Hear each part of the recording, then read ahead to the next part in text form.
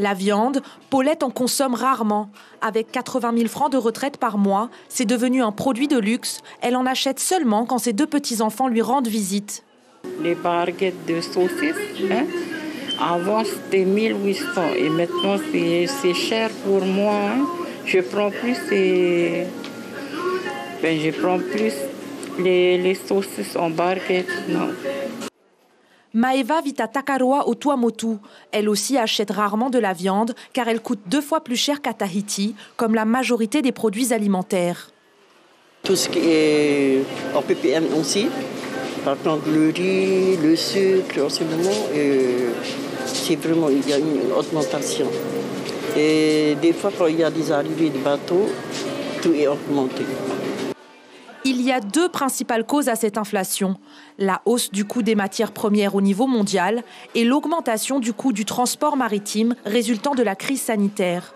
On subit une hausse des prix, donc on est obligé de la répercuter.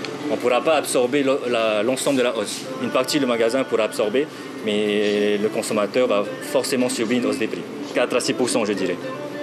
La fiscalité est un facteur d'inflation supplémentaire. La TVA sociale entre en vigueur le 1er avril prochain. Elle aura un impact sur les prix de tous les produits et donc sur tous les secteurs d'activité. Pour amortir cette inflation, Guy Loussan propose la création d'une caisse de compensation alimentée par d'autres sources de revenus fiscaux. Je pense par exemple aux achats par Internet et au shopping à l'étranger qui, ces 2 aspects, on estime à peu près à une recette possible fiscale d'environ 4 milliards que le pays, pour l'instant, n'y pense pas à puiser à l'intérieur. Selon le représentant de la FGC, l'augmentation des prix serait de 5 à 10% à partir du 1er avril 2022. L'information en continu sur Polynésie la première, Internet et réseaux sociaux.